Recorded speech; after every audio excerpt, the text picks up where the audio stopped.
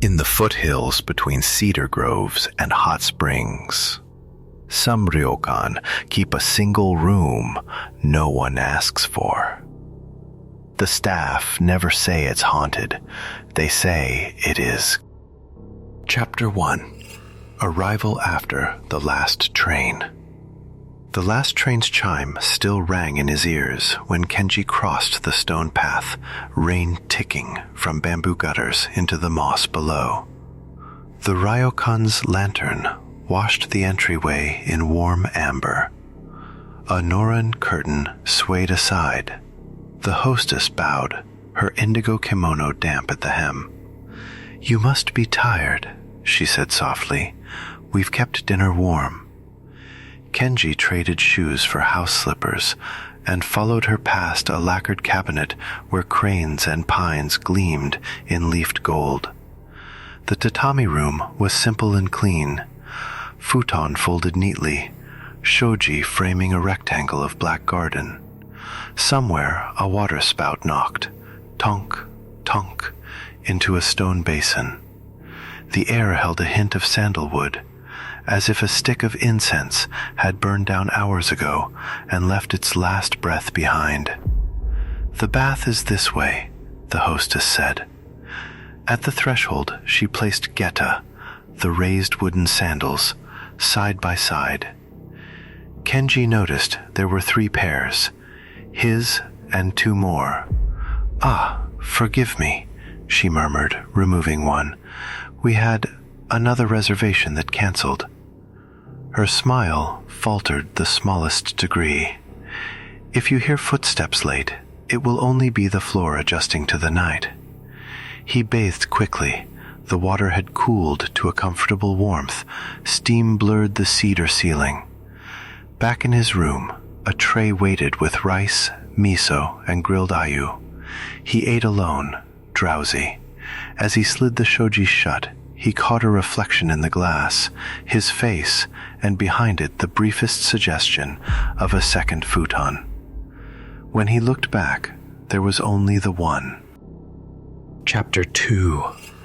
Extra sandals at the door.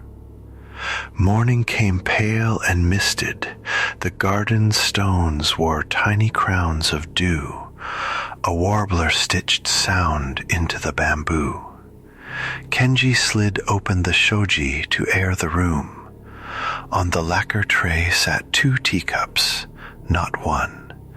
Both rings of condensation marked the wood.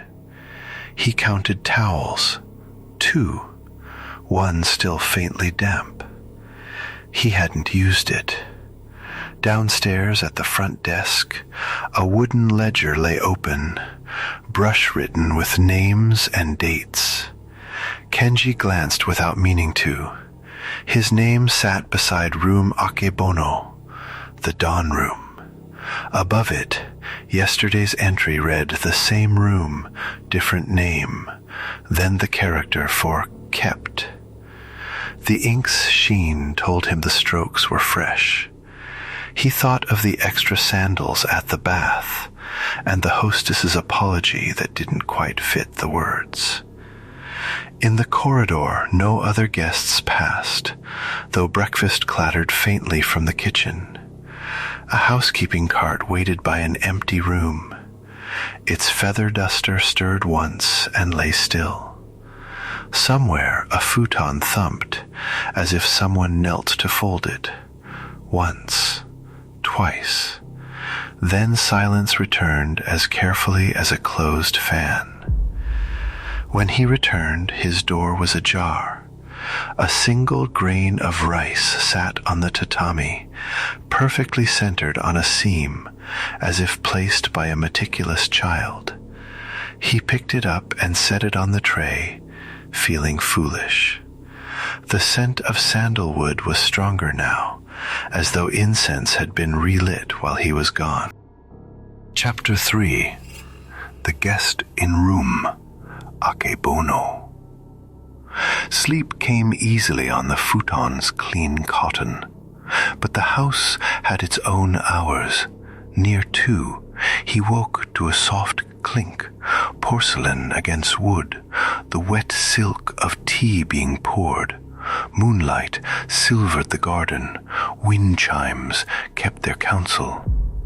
Kenji propped himself on an elbow. The low table in front of him held only the cold pot, yet in the glass of the shoji he saw, clearly, someone kneeling opposite. The reflection showed a pale sleeve patterned with reeds, a slender hand steadying a cup that didn't exist on the table he faced. The cushion across from him bore a shallow dent, fresh as a pressed palm. His name rose to his lips and stayed there. He remembered the hostess's almost apology, the floor adjusting. A draft moved across his face. It smelled faintly of river water under the sandalwood. "Good evening," he whispered to a room that seemed to listen. The cup in the reflection tipped toward him as if returning the greeting. He bowed from the futon, clumsy but sincere. The cushion's dent eased, then deepened nearer to the garden, as though someone shifted to look outside. Kenji followed the gaze. For a heartbeat, he saw footprints spaced neatly in the moss beyond the veranda, dark, wet ellipses that did not bead with dew. Then the lantern guttered, and the garden returned to emptiness. He did not sleep again. He folded a second set of towels at the edge of the basin and set out another cup. "For the other guest," he said aloud, heart knocking like the waterspout. Chapter 4. Checkout Before Dawn. The hour before dawn stretched, thin and blue. Somewhere deep in the building, Geta tapped the wood.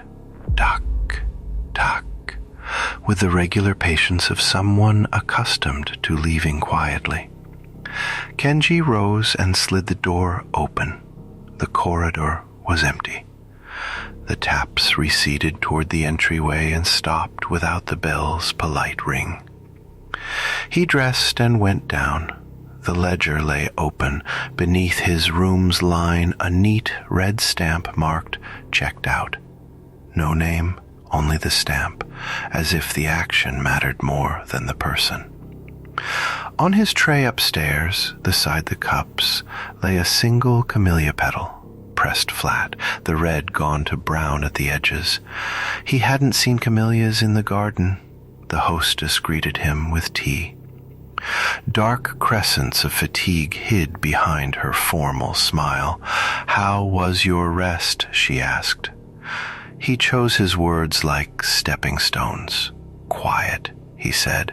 "Thank you for keeping the room." Her eyes softened. "It is our duty," she said. "Hospitality doesn't end with the living." He signed the bill, hesitated, and slid an extra coin forward. "For the other guest," he said again. The hostess accepted without surprise and placed a tiny paper charm in his palm. "For safe return," she added. As he stepped into the pale morning, a crow called once from the cypress. The scent of sandalwood faded as the air warmed. Chapter 5. Why Ryokan Keep One Room Empty. At the station, an old man in a station master's jacket shared a bench and listened as Kenji spoke around the story. The man nodded, unsurprised. "Inns on the old roads served the living and the nearly gone," he said. "A traveler dies on the way, and the road forgets him too quickly. A Ryokan remembers. They keep a room where there is always hot water, fresh cloth, a place in the ledger. It costs little to the living and much to the dead." He explained that the stamp in red ink stands for a right. Not money taken, but passage acknowledged. If you offer a cup, they drink. If you bow, they can go. If you pretend you are alone, they cannot leave you either. He tapped the tiny charm in Kenji's hand. This is for your doorway. Hang it where you step in, not to keep anything out, but to show you will notice who comes and goes. When Kenji returned to his apartment that night, he hung the charm. He set 2 cups on his own low table and poured tea for one. The steam rose in twin ribbons. He drank both cups slowly and slept without waking to the sound of geta. Some doors remember every footstep. Some ledgers balance more than money. If your room feels kept, keep it with care.